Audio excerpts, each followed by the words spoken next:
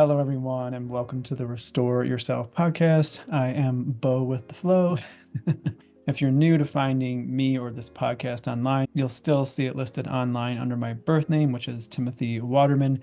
However, more and more these days, I am playing with a new title in casual conversation and in recordings like this, and that is the nickname of Bo. And then to make it even more fun, to make it a longer version, Bo with the Flow. So happy to be here with you today. Thank you for taking the time to tune in or to listen to today's episode. And today, it's my great delight and joy to share a conversation with you that I had with Susan Wise. Susan, I became aware of in a community that I used to be in for about a year online. And Susan reached out to me and said, "Hey, I'm loving your podcast. I feel like I have a message I really want to bring forth to the world.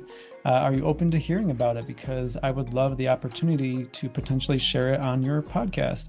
And so I did have a pre-chat conversation with Susan before the recording of this interview. And I opened up to what she had to offer, what she's excited to bring to the world in terms of her perspectives, her life experience. And after hearing it, I was like, yeah, I think I would like to bring more of this conversation onto the podcast. And so we set up an official recording, which is the conversation, the heart-to-heart metaphysical conversation that you're about to see here not too long from now, or see or listen to not too long from now. And I do have a bio, which I will read for Susan in a moment here.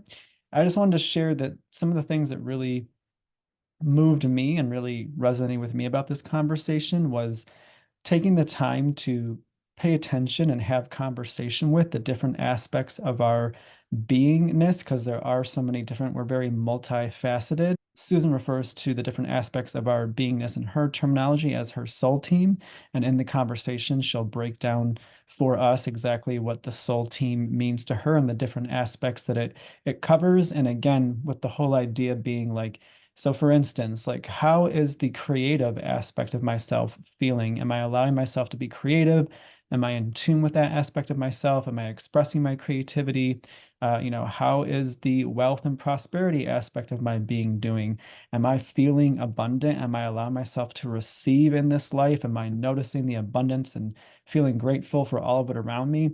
So that's just to give you a taste that there are different aspects of our beingness. So in this case, there's the creative being, there's the, wealth and prosperity being, and Susan mentions a few more that she has broken down for herself so that she can be that much more in tune and aware with the different aspects of herself, so that, again, the different aspects feel that they are being listened to and have the opportunity to express and feel a part of the holistic picture, if that makes sense. And it sure does to me. I really, really like the way that Susan has come up with this terminology of her soul team. And again, you'll get to hear more about that in the conversation ahead. Having said that, I'm going to go ahead and read the bio that I have for Susan. Susan Wise is a life strategist, coach, and speaker who guides people on their journey to create the inner peace and abundant, joyful life they want. Susan's coaching philosophy is based on the belief that happiness is an inside job, that our minds affect our body chemistry, and that tapping into our best selves can be fun and life-changing. Susan has created an effective array of strategies and tools that help women to confidently shift their perspective and align with their higher self, enabling them to unlock new levels of peace, joy, abundance, and fulfillment. Well, that is a pretty spectacular focus and energy perspectives to bring to the world, if you ask me. So, again, that's why I was delighted to have Susan on the podcast and share more of her perspectives with you. So we're about to get into that in just a moment here. Real quick, I just want to cover the details of the show notes. So again, if you're new to the podcast, in the show notes, you'll find a brief description for this episode. Below that, you will find the bio that I just read for Susan and all of her relevant links. In addition to that, Susan has actually extended some free offers to listeners and viewers of this episode. So you will find those offers listed and detailed in the show notes as well. Beneath Susan's information and links and offers, you will find all of my relevant links and information. So again, if you're new to the podcast, if you're new to me, you'll find all of my relevant links and details below Susan's. So that is all I have for the intro. I'm so excited to go ahead and roll into this conversation. Here we go. All right, so I am here with Susan Wise, and I'm really excited about this conversation because I had a pre-chat with Susan not too long ago and heard her perspective on something that really actually felt important and meaningful to me in terms of like the metaphysical community and being on a spiritual path. So we're going to get into that not too long from now. And then also we're going to dive into one of the core components of what Susan refers to as the soul team. So, and it's an element of life and spirituality and metaphysics that I don't feel that I've really delved into too deeply in any episode. So again, I'm being a little bit vague in this moment, but again, I'm very excited to get into it because it's a really increasingly relevant aspect of life, I think, for everyone, especially anyone who has dreams and wants to allow their greatest life to unfold. So again, being vague, but I think you'll know what I mean when we get there. Having said that, welcome to the podcast, Susan. Great. Thank you so much, Timothy. I'm so excited to be here. I know our pre-chat was so much fun too, just so much expansion and sharing. And yeah, a little bit about me. I have been sort of on this spiritual journey for decades, which I'm sure probably many of you have also been. I'm a certified holistic mind spirit body coach. I'm also a certified 10x fitness optimization coach. I'm also a certified yoga teacher, instructor. Um, and But on the spiritual side, that's just a little bit about me. I know Timothy from the Sarah Landon community, which is just amazing. And like I said, I've been on a spiritual path for years and years and years. And just a few years ago, found Sarah and did the learn to channel course. And that channeling has really just, we're all channels, as you know, and but it somehow gave me the permission and the guidance of how to open up to the divine and that we all are, the channel, our higher selves, and the information that is always there for us if we just allow it in. So that's where I got to meet Timothy, which is fabulous. Yeah, and some things that have been coming to me, and something's been presented to me in a very for me, very tangible, sort of digestible way. They sort of brought to me that I have a soul team, and what I think of it as is like before we decided to incarnate and come on this amazing earth journey, our soul got together. We had all the 18 players. We have all our soul dreams and desires. We come in, they cut that umbilical cord, and it's like, the first part of the game is to forget, right? That we are divine. So like all these parts of us just like, okay, I forgot, and they go different ways. And so it's that the whole first part of the game is just it's remembering that we are divine. And then I feel like once you get to that point, then it's the expansion. But most of us spend most of our life, if not all of our life, remembering that we are divine. And so I have identified sort of as my core, that of course there's millions of parts of our soul team, but sort of as the core components or members of my soul team are my physical being, my thinking being, my emotional being, my sexual creative being. I also put in there my wealth, prosperity being, and then my spiritual being that sort of encompasses all of it. And there's a saying that I'd heard for many times, and it never really meant much to me, but it is enlightenment or realization is the integration of all of the parts of us.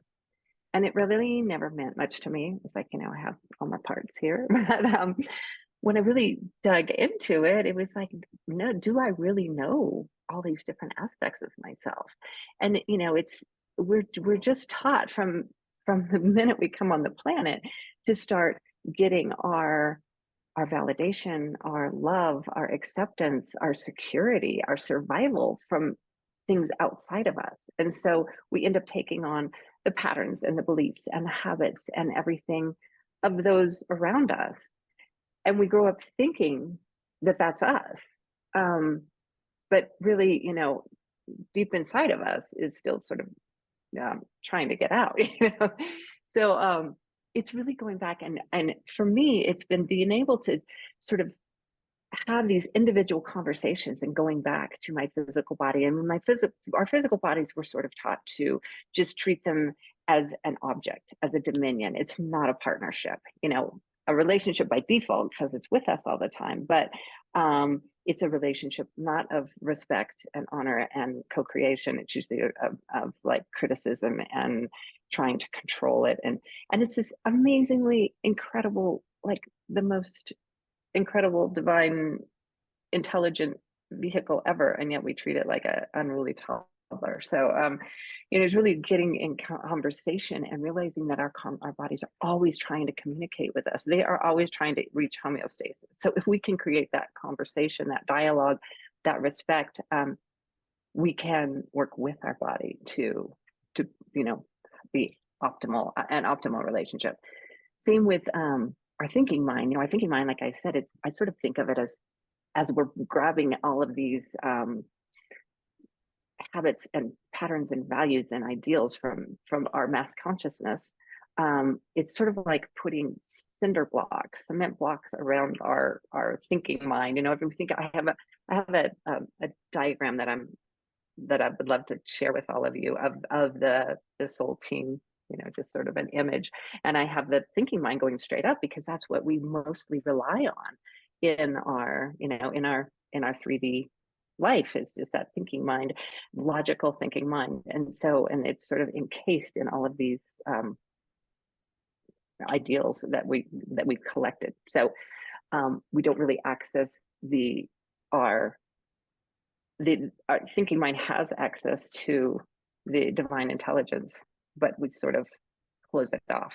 So anyway, so getting in relationship with our thinking mind, with our emotional being. I didn't really even know I could have a relationship with my emotional being. It just sort of, flung me around like a tetherball or something, but when we get in relationship with it, we realize that we can honor those emotions, and because they're there to teach us and they're our guiding post, what we need to learn from. But we can honor them and learn from them, and then choose to stay in like a love or above vibration, and not have to stay wallowing in the lower dimensions and densities.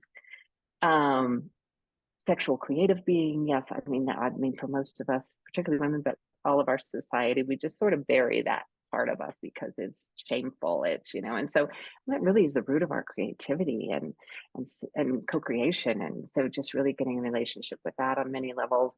I put in prosperity being, wealth being, because I know a lot of us have a lot of not exactly the best relationship with that part of ourselves. It's more sort of usually a fear-based relationship. And then the spiritual being, which is like, I feel like sort of this protective big sister that's been patient all this time, that it's been there. Like I've always known there was there was a higher connection. There was a God, there was a divine. I've always had that, even without, so I feel like that's my spiritual being that's just been there through everything and now is ready to like totally celebrate us all being united and working together. And once we all work together, then we can truly express our soul's true desires and dreams and things. Mm-hmm. So that, in a nutshell, is sort of my idea of practical, digestible tools to work with. So like, I know a lot of the wonderful people that you bring on is about embodying these spiritual principles. It's all great and everything, but then how do we bring them back into our daily life? And having these conversations with these parts of myself make it so much easier for me to, on a daily basis, just embody all of these principles. And yeah, and stay in that love and above energy with consistency. Mm. So Yeah, thank you for sharing the components of your soul team. I really, how the soul team translates for you, and those are all very, yeah, very important aspects of our life and our human existence. So, to me, it comes across as very holistic and just recognizing each part and uh, giving each part, just due attention and being willing to listen. So, I love the way that you broke it down.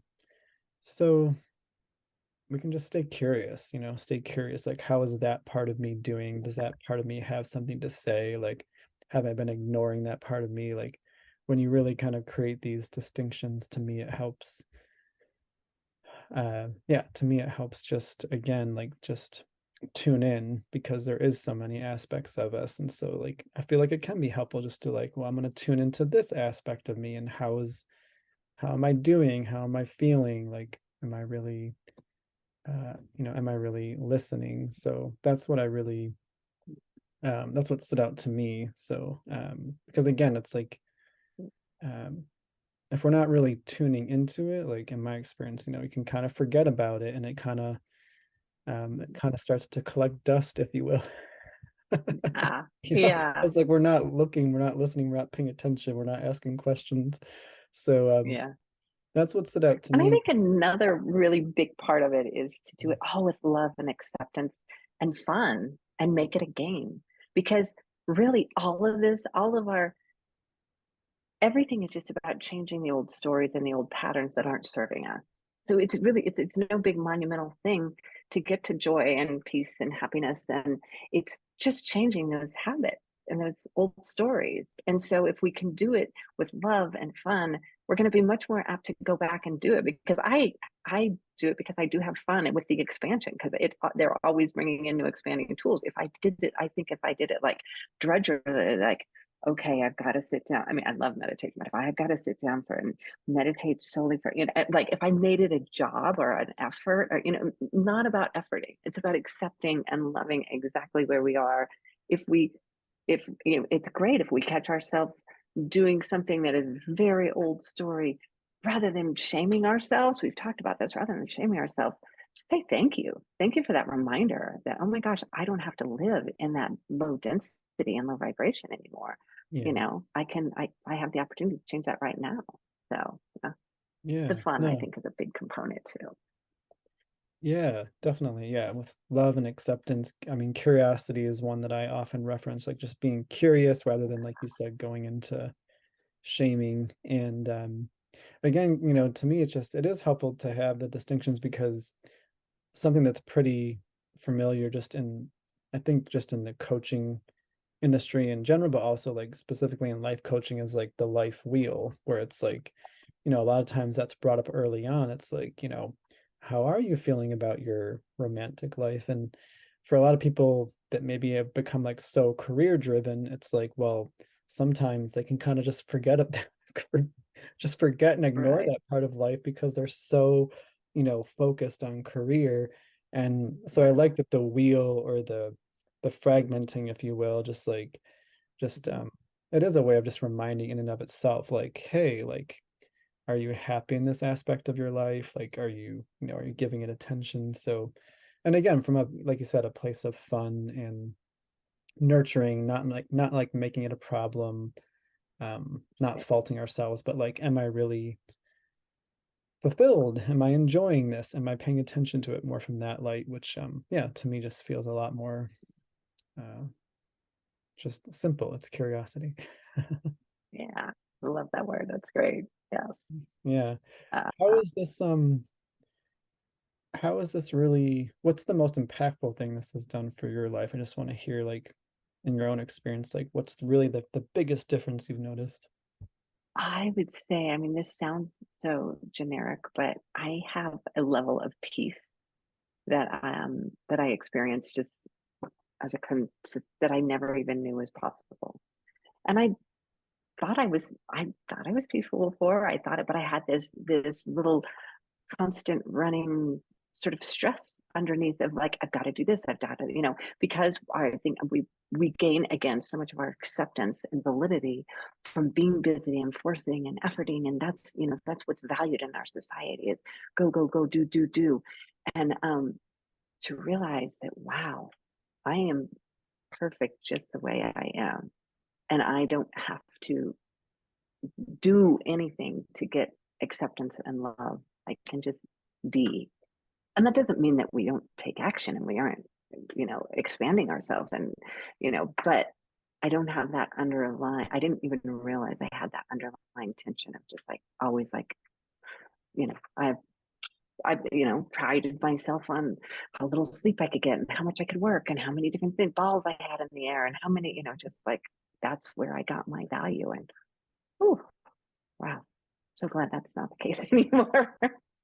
So many, many things, but I think overall, probably that's one of the biggest things is just a sense of peace that I never even knew was possible. Mm.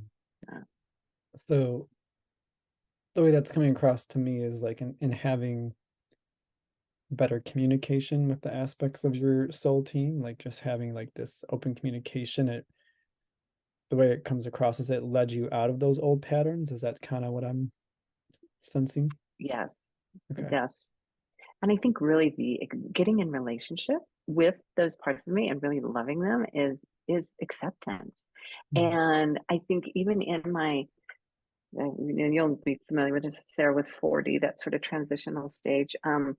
All of the self-help and everything I was doing, it was always one more certificate, one more credential, one more class, one more, it was always coming from a place of being broken or not enough or not and now I it's it's not from a place of being broken. It's from a place of expansion. It's a place from acceptance, of pure acceptance right now that we all are. Everything is pure love. And we can expand from that. And the expansion is, limitless. But it's not from a place of, I've got to get there to Mm. be okay, to be better, to be, So, Mm. yeah. And I think really that relationship helps foster the acceptance because I didn't realize all those years I wasn't accepting my body or I wasn't in relationship with my emotions or, uh, Mm. yeah.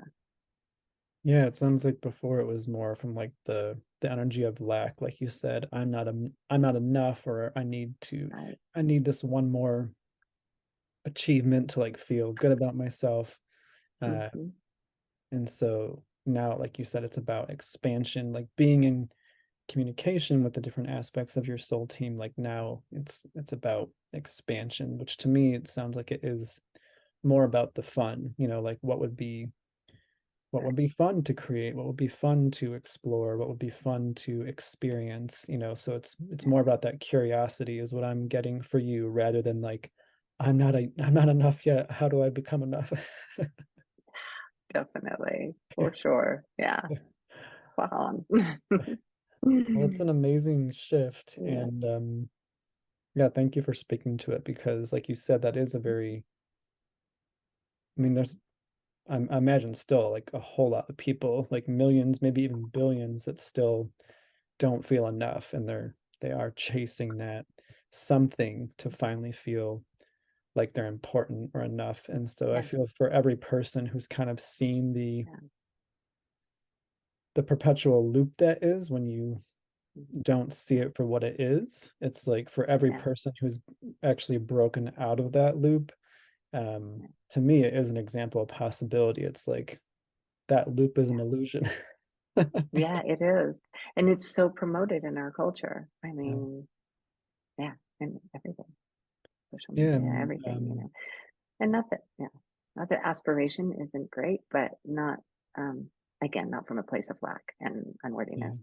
You know, yeah, Well, yeah, it's like, what do you want to experience? yeah, I uh,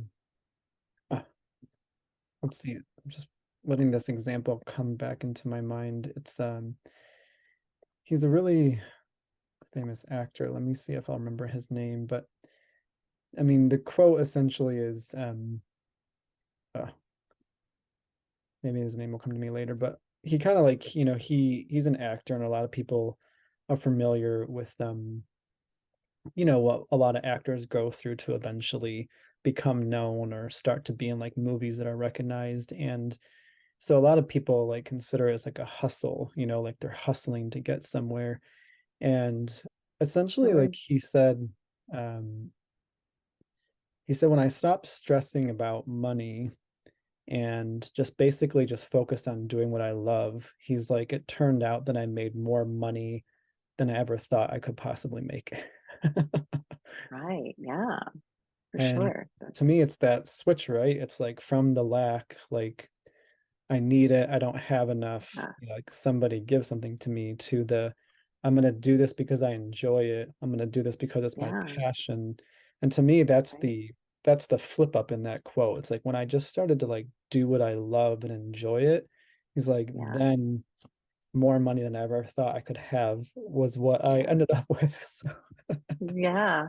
And I love it because it brings it back to, we all are energetic beings. I mean, everything is energy. Even like our hearts emit 2.5 watts of energy with every heartbeat, and our every cell emits an unperceivable low level of light. So we really are energetic light beings. And so therefore as is everything else. So the law of resonance, which, like energy attracts like energy, is pertinent. It's scientific. It's not just woo woo. So when we're putting out there the stress and the lack and that low density vibration, that's exactly what we're attracting back. It's no wonder, that it, we're so blinded to it, but because we think what we want. But again, it's like, Sarah in the council has said, we don't get more of what we want, we get more of what we are. And if we are a low vibration, fear, lack energy that we're emitting, that's exactly what we're getting back. mm, So yeah, so get get in the higher vibrations of love and joy, and yeah, I mean that's what you're gonna get mm. back. Yeah, Yeah. I love that. And well, I know initially we had a certain order in mind, a couple things we were going to cover in the conversation, but because of the organic way that it's unfolding, I'm actually thinking it might be good to reverse it. So, Okay. so I'm like, we're Yeah. already on the wealth and abundance component. And so I feel like, and Yeah. that's, prosperity. It's one of the components of the soul team as you see it. So I feel like it would be good to really Sure.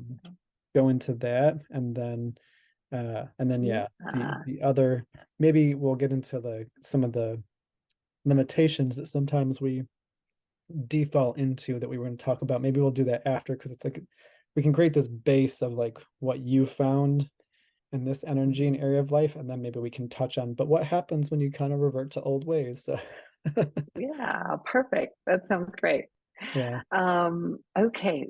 My wealth and prosperity being. Well, I think one of the biggest things that has come out of my conversation with my wealth, prosperity being, and my relationship with money is realizing that it's funny because when I first made the first drawing of my soul team, I had my spiritual being. I had a little bearded white man up here, in the sky. That it was just like that's what it was aspiring to, because I'm, I grew up Catholic, and so that was sort of it. And I was always told that God was in me. I was being a part of me, but there was always this middleman. I wasn't really all the way God. There was always going to be a middleman. I wasn't quite worthy. I still had that sin in there, and so it took. That's probably the most serious deprogramming that I've gone through is really, really internalizing that God is not there, that God is inside of me, that God is everywhere, God is everything, but I don't have to get it from outside. It's in me. I exude it. I dance with it. I receive it. It's exponential, It's but I am God inside of me, and I realized I did the same thing with money. I always felt like there was a middleman. I was sort of, we were grown up, we were we were brought up to like have money as this big, monumental thing out there that was really hard to access. That we always had that, that we, I, in particular, my at the dinner table, I was very had a wonderful family, but my dad didn't realize when he came to dinner, he would talk about all the negative things about money, never about all the wonderful positive things that he had many of. But so no blame on him at all. It's just an example of how, and I'm the youngest of six. The rest of them didn't. We all interpreted this differently. I just interpreted it as a severe fear of money, like, oh my gosh, it's lacking. And I think I probably I'm like, okay, and I need it. It's got to come through somebody. I need a middleman. I'm not worthy of it just coming to me. So a really big thing has been internalizing that I am, first of all, I am worthy of it, and that wealth and prosperity is inside of me. That divine fountain of abundance. I am abundance. So like really, you're that that mantra, I am abundance, it really means so much more to me now. I am abundance comes from inside of me and goes out, and then it can expand. And so really, yeah, internalizing that it's not an out there thing. And I think another thing that out there again caused fear. I realized I had so much fear of money. Like I realized that every time I paid a bill, or even if it was something that I really, really loved to do, it was this sense of lack and constriction. And if it goes out, like every time it went out, it wasn't a flow. It was not a flow of abundance. It was a going out. Oh my gosh. And so really just realizing that, it's so fear-based. And one of the things that kind of Sarah and the council say is just have so much joy when you write your checks, and have so much, that little thing right there has been a huge transfer for me. And especially like my phone bill, that I used to be like, oh my God, I can't believe my phone bill is this much. And, I need it. Now I'm like, holy crap, I get to communicate with everybody around the world. I get to do my work. I get to do so much for this little amount of money every month, and like, I'm happy to pay my bill now. And so it's just, it feels like abundance because I can feel by me just giving those few dollars, I get so much in return. So it's um again just changing our feelings around it, our emotions around it, to one of abundance and not fear and lack, because then again that's the energies, that's what we're putting out there. Mm. Yeah. And I also have that sort of victim energy around it as well. So anyway, any of those lower vibrational energies that I know I adopted, and not everybody does, because everybody interprets things different, but I adopted beliefs that money was scarce and money was scary and money was could ruin my life, as opposed to, so being able to get in conversation and in touch with that part of my abundance and my flow has transformed everything. Transformed my life for sure. Well, it sounds like to me that the big thing that I'm seeing as I just listened to you just now is that you're seeing that there's an energy within you that life is responding to, just Mm-hmm. how things flow in your life is responding to your beliefs about the subject. And, all the beliefs come together to create like an energy about the subject. And sounds like to me that you realize that there's, just like you said, it's an inside it's an inside thing. And to me that's empowering, because when you recognize that like there is an energy within you that life, this outer world that we see when we open our eyes is responding to, it's like, to me it's empowering, the sense that like, oh well, there's something I can do about that, like, I can examine these beliefs, I can question them, I can see how they feel when I tell myself these stories, and how they cause me to show up in my life.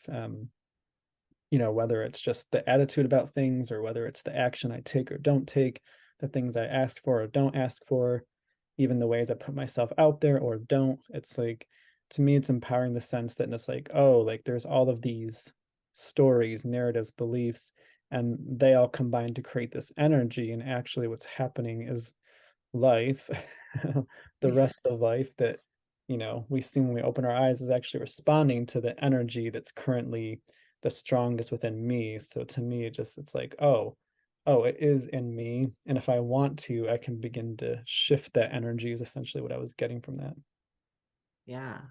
It is so empowering, isn't it? And it makes you believe, I think I heard for many years also, you're the creator of your own creation. You're the creator of your reality. And it's like, how's that the case? Because, I've got this building, but yeah, but taking that responsibility, but responsibility not in a heavy way, just taking that power back and realizing that it's you we have the power just by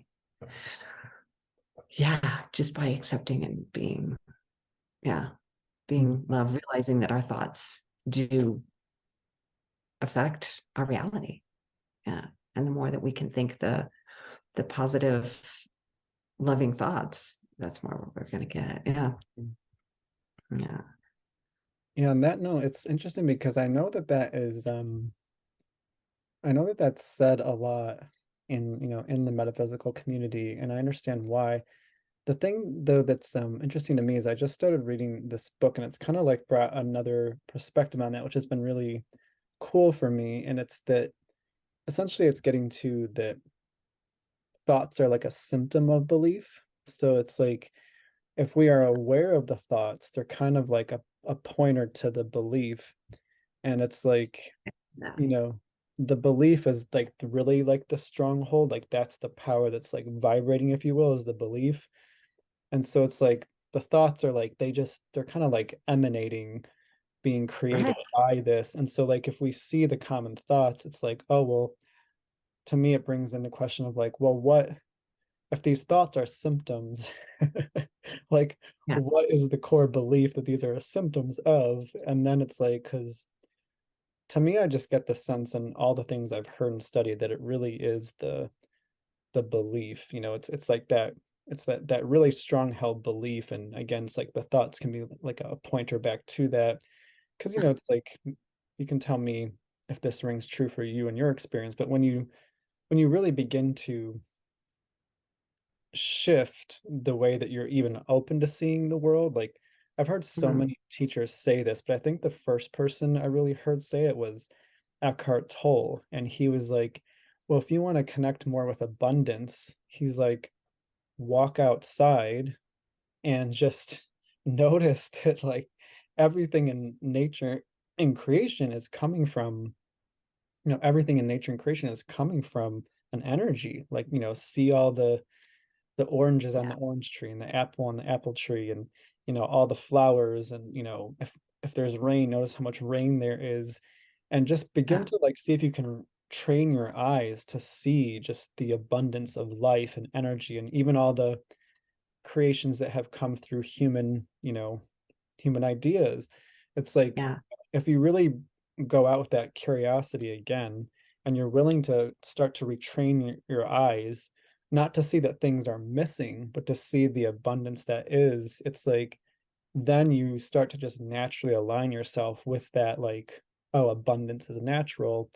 And I have to say, for me, that's been like, even when I go in my neighborhood, like for every beautiful home and every like luxury car, like now I look at those things, and for me, I'm like, that's so cool that they like called that into their life and they allowed themselves, take it one further, they allowed themselves to have that. Yeah. Whereas in like many years ago, coming from more of that, lack energy, it would have been like, oh, I'm not good enough. Those are special people. Like, they obviously just have something I don't have. Yeah. But just having joy for them. Yeah. Yeah. And And that's like to me like a shift in that core belief to like, something's yeah. wrong with me. They're special, to like, it's so cool that they let themselves have that. And for me, understanding how we imagine and we dream things into our life experience, it's like if everything we have, if you ask me, we imagined first. Like we imagine like, oh, it'd be nice to have that. And then for a lot of those things, they do come true. And so Right. it's like when I see these, like wonderful, extravagant homes and like a lot of these luxury cars, I'm just like, well, they imagined it and now they have it. Like, I think that's pretty cool. Yeah, exactly. Exactly. And just being in wonder and awe of the allowing. Yeah. I really love the idea of that the thoughts come from the beliefs, because I think that's so true. And so many of our beliefs, they say like we ingrained before we're 7. And so we're not even, so that's another thing of getting back, is just going back when you get in conversation. It's like, what are my beliefs and are they even mine? Like, did I just pick it up along the way and and assume it was mine? But really going back and having the joy of going, okay, yeah, that one works. Yeah, that one not so much anymore, But I think another really big thing for me is when I'm, as opposed to, there was so much of sort of my work throughout the years that was like, get rid of that, put that in the fire, release that, almost like banish it, like it's wrong. But I think what's really, really been helpful for me is going back to these beliefs about money and about everything. I'm just, that's what we talk about, and the fear, and realizing that my little person, put that fear there. The base of it was love. It put that fear there because it thought that's how I was going to survive. That's how it thought it was protecting me, by that fear. So I don't want to beat up that little girl that works, because, and my whole body, all of the elements of me that held on to that low density, icky fear for so long, they did it for me because I thought they were protecting me. So I need to honor that part of me for, oh my God, that was a lot of really hard work. And that was, intense, but how wonderful. Now we can see it's an illusion. So we don't need to get rid of it. We need to honor it for what it did and just love it into transmuting that fear into pure love. And so it's not shaming any part of us or trying to get rid of any part of us, because this is all about becoming whole, not getting rid of parts of us, It's like, so it's just loving all of those parts that we used to identify with fear. Yeah, but just like loving these, I think that's part of the fun too, is it always just felt like, okay, I've got to throw this bit in the fire, and did it really leave? And did it leave for good? Is it going to be gone for good? But is it going to come back and haunt me? It's like, but now if I'm like, okay, that fear, it worked really hard to try to protect me on my belief of what I thought I needed to survive and to be safe. And now I realize that belief, that was an illusion. And I don't need that fear anymore. So now I can love it into being part of this, just joy. So yeah, love the belief bit. Well, thank you. And yeah, just it really rung true as I was reading it. Just yeah, just seeing like the thoughts as a symptom of a deeply held belief. Uh yeah, I'm curious though, because this is just something again that's really been very, I would say, crucial, essential to my path and unfolding as of late. And it really is, as you were just saying, when, in everyday life, when fears do come up, when insecurities do arise, because I don't know about you, but I'll share for me that it's like in terms of the unfolding of life, it seems like there's always bigger shoes to step into, is the way it feels for me.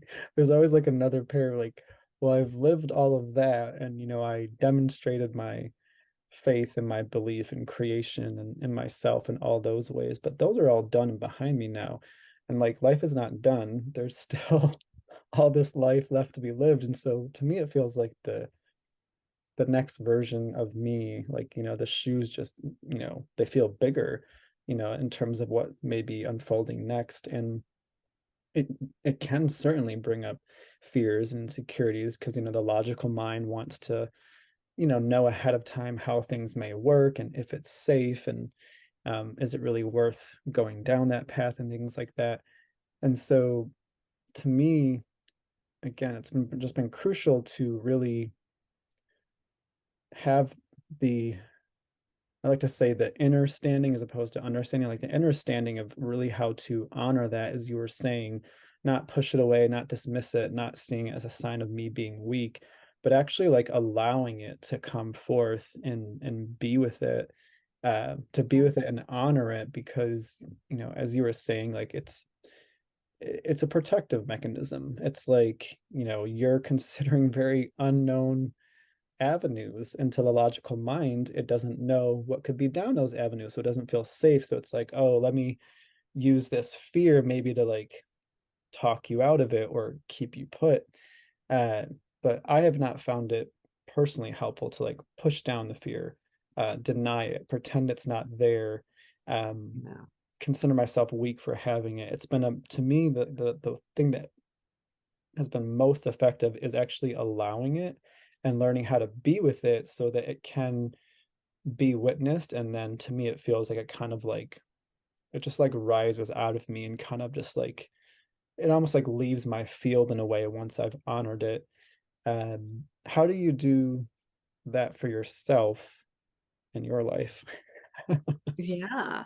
I think oh, so many different directions to go in this. But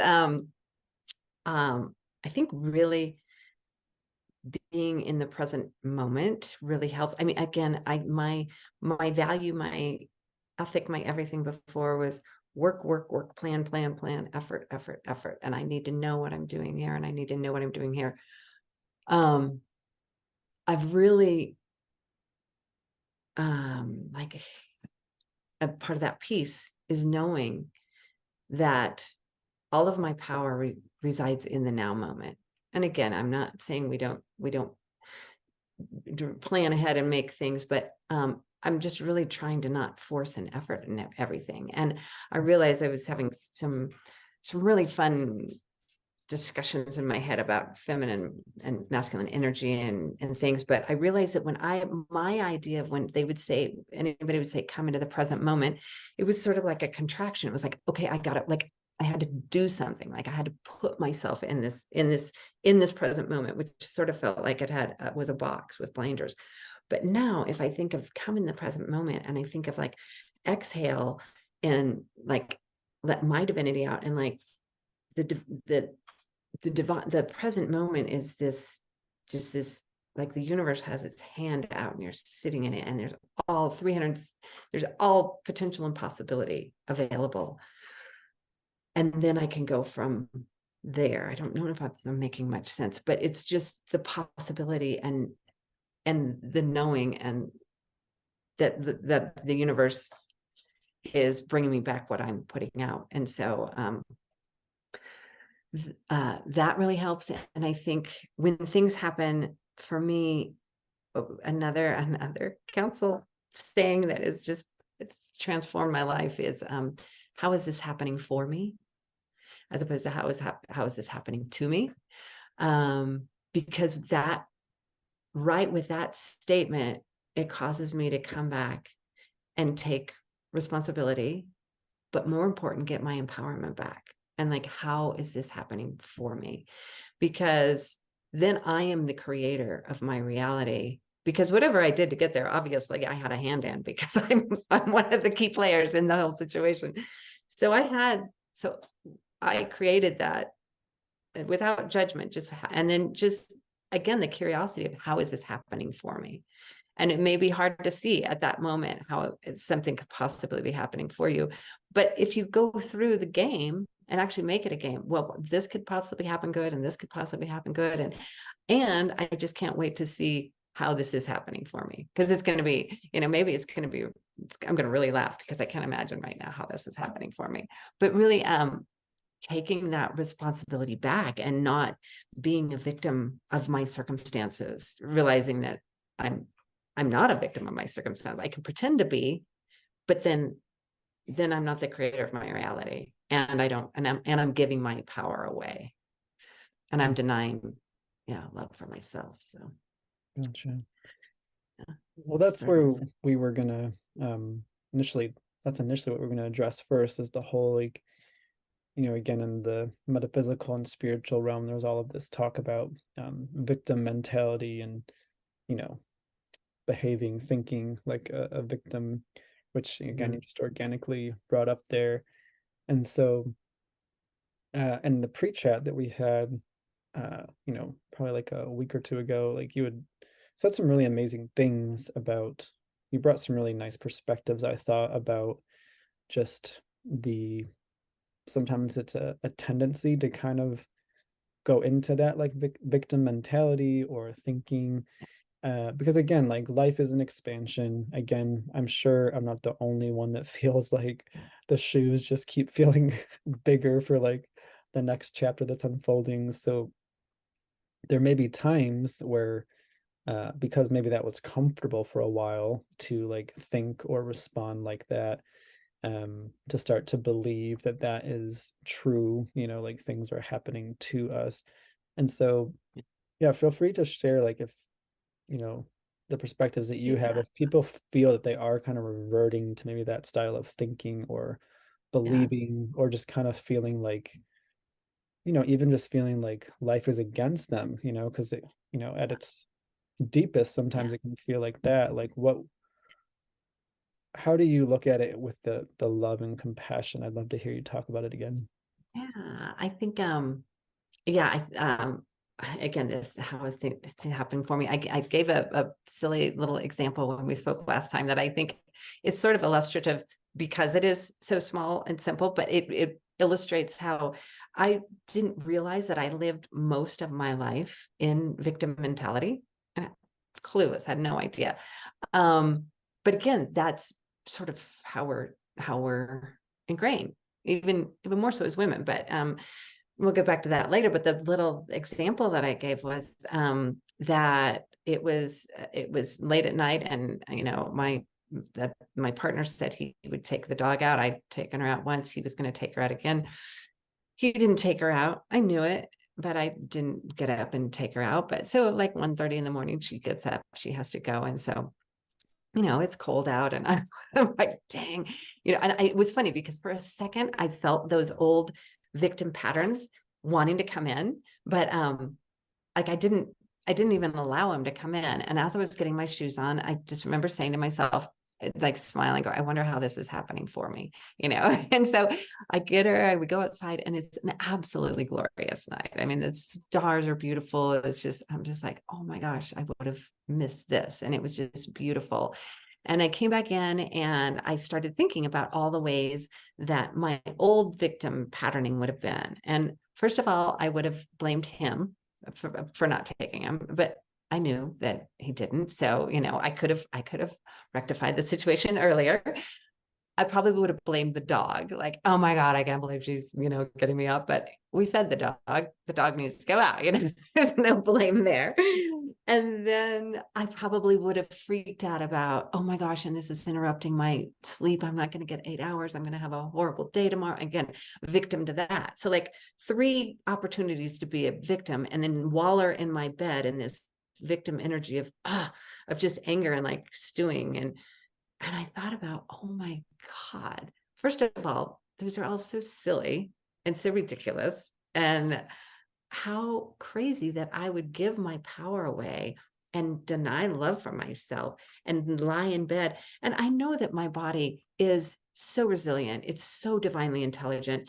And a lot of times, and most, when I have these types of things come in the middle of the night, I get far greater rest than it, even though I'm not sleeping, like it's so much more rejuvenating for my body. So that's an illusion too, so that my body would have to suffer. I was just putting that illusion on there to be a bigger victim, So, so it was really fun to realize that how much I've been able to change that pattern. And, something that before would have probably kept me up all night feeling unloved and unworthy. Now I could just say, wow, that was a beautiful sky, and how fun that I got this realization.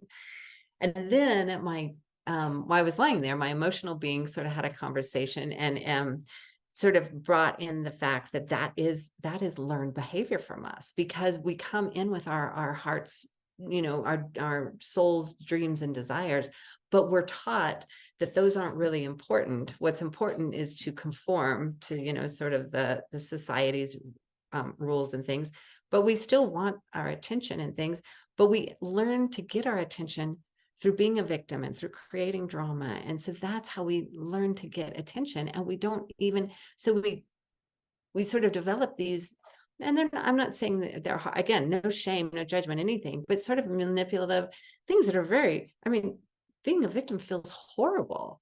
And so I really, like, when I lied there in bed and I felt how I thought about some of the times when I felt the most victimized and how just horrible it felt, and honored those feelings. And like, wow, we went through a lot playing this victim role. And now, thank goodness we don't have to. And I just love all that. Again, that was a protective, those victim tendencies that we had came from love. They came, the base of that love was for me to get attention and to me to feel love. So again, no shame on that behavior or those beliefs that we ingrained. Just like, love it, because it did a lot of really hard work over the years. And so just like love it, love it, love it, till, like you said, like it transmutes that victimhood and that fear and that unworthiness, just like, if you just love it so much that it transmutes into pure love. So yeah, so just fun ways to catch ourselves and see we don't have to be the victim. We can take our power back. And it can be fun. Yes, for sure. The more we can make anything fun, it's like, then it's just better, if you ask me. But what really stood out to me was the why behind it. You describing that we do it we think that's a way that we're going to get love and attention. And I was actually seeing that, because I've had this come up in several conversations over the years, how human beings are one of the few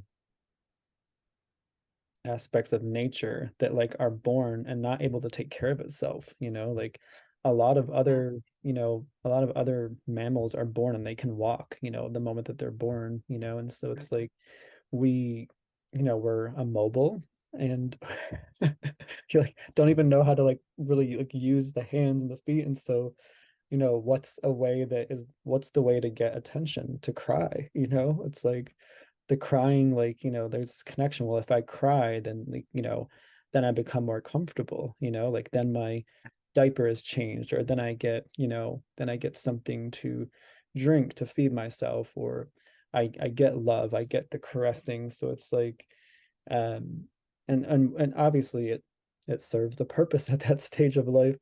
But I was kind of seeing this connection to where like there's a certain point where maybe like it's helpful to realize that you know crying and screaming for attention maybe isn't the most helpful way to address whatever that we're Right.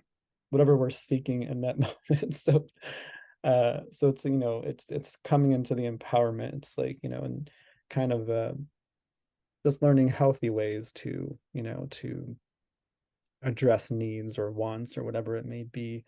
And so and yeah, and another thing that stood out was just you looking for the gifts. When you say, how is this happening for me? It's like, well, I saw a beautiful night that maybe I wouldn't really have paid attention to otherwise. And it's like you notice maybe how like you don't have to get the solid sleep that you think you have to get to feel rested. So like you were looking for the gifts in it, rather, as opposed to like I can't believe that happened, blah blah blah blah blah.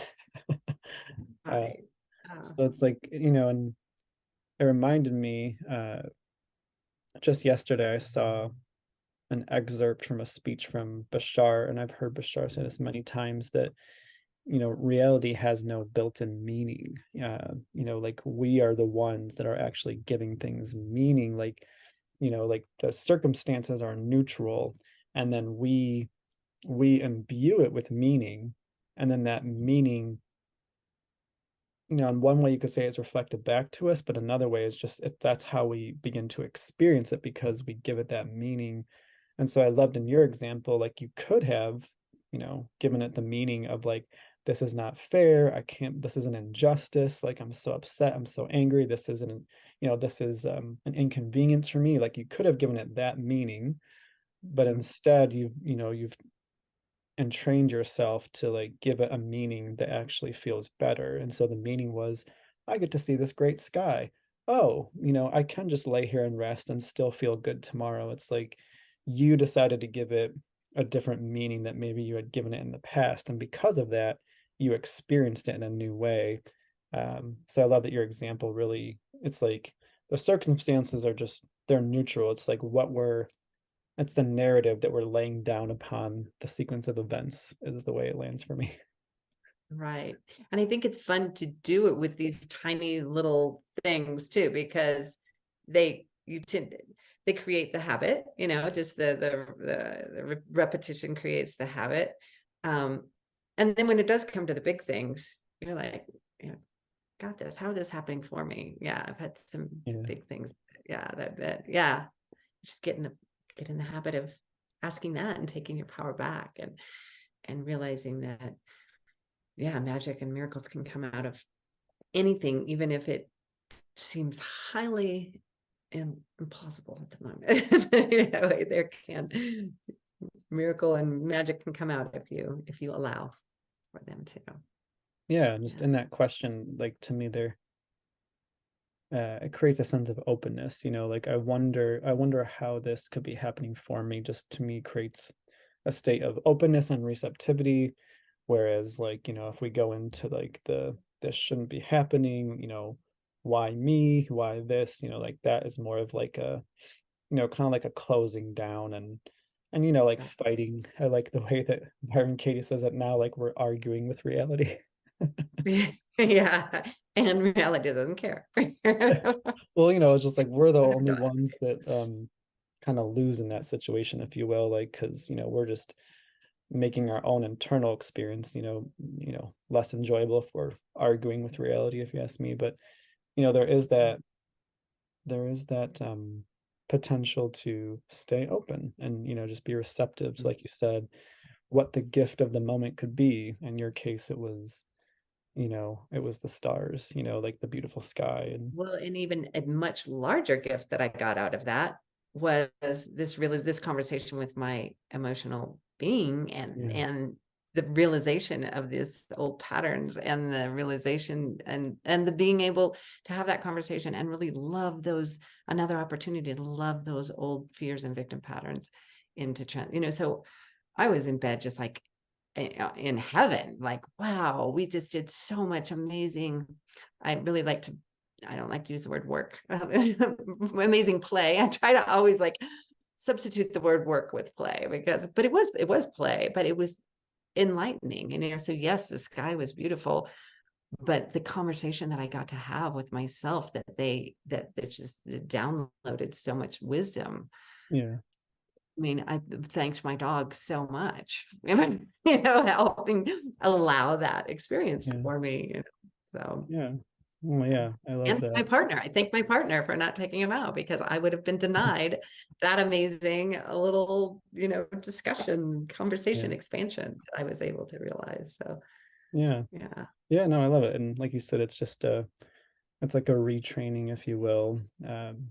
Just like I was describing, like the whole training the eyes to see abundance, that I got from Eckhart Tolle. It's like, just like a retraining. And like you said, the more we do it with like just things that don't feel so big, and we get used to reframing in those aspects of life, then when the circumstances that feel bigger, we can prepare ourselves to start to really, as you said, reclaim our power in those and those life neutral life situations as well, depending on the meaning we want to give it.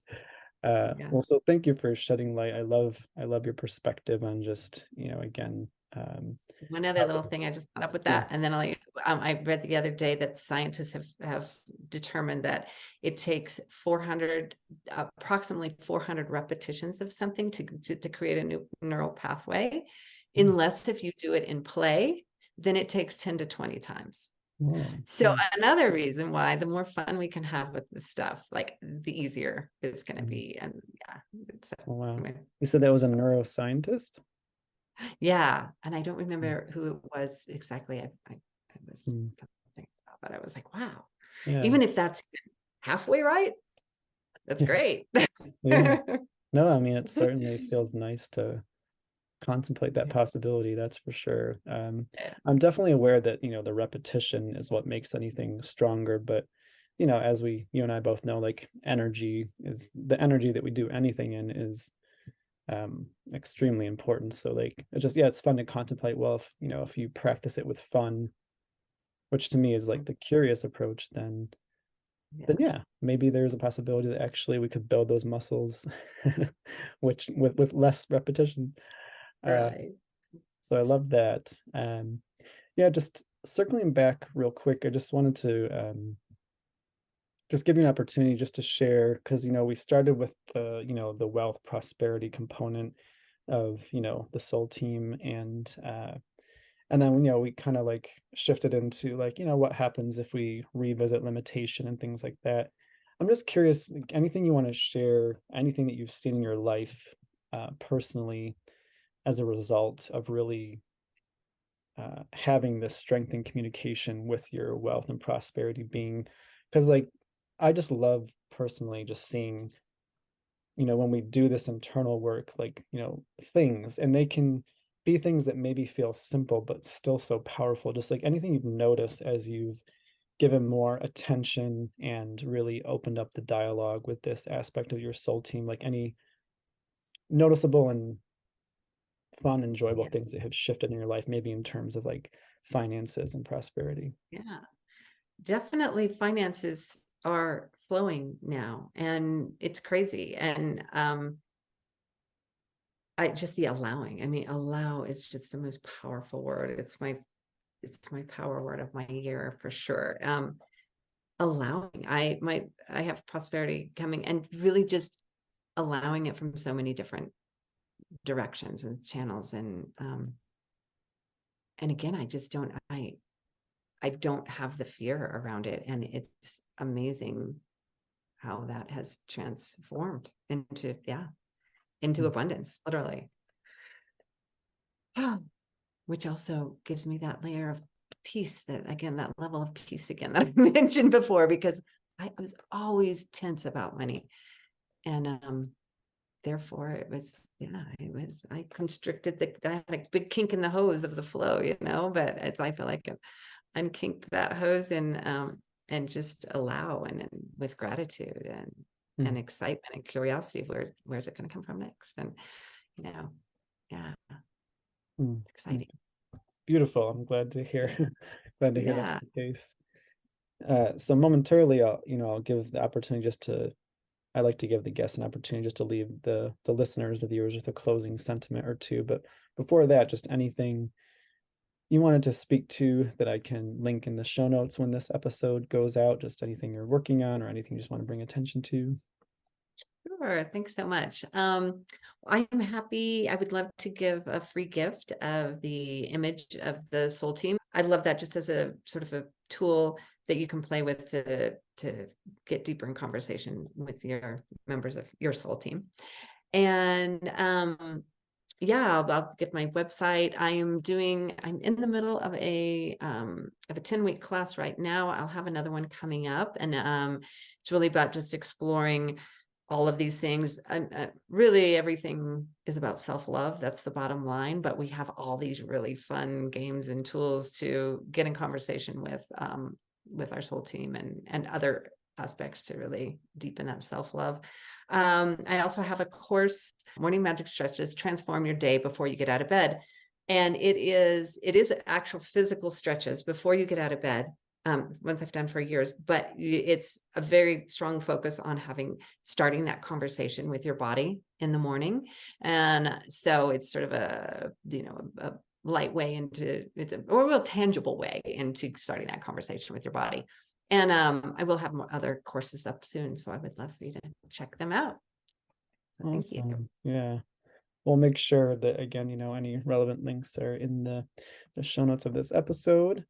So thank you for mentioning those things. And then, yeah, just any final sentiments you might like to leave with, the listeners or viewers, just as like, like a nice, bow, if you will, on this conversation. Well, first of all, thank you so much, Timothy, for having me. This has been just a blast. I love it. Love all your insights, just and the opportunity to share and expand. Thank you all for watching, and would hope I have the chance to engage again. And sentiments to leave you with: have fun and love, love, love, love yourself. And I just encourage you to really accept yourself and just have some fun getting into conversation with all the parts of yourself to be really, once our soul team is unified, then it's just like we ignite the magic of what can happen in our life.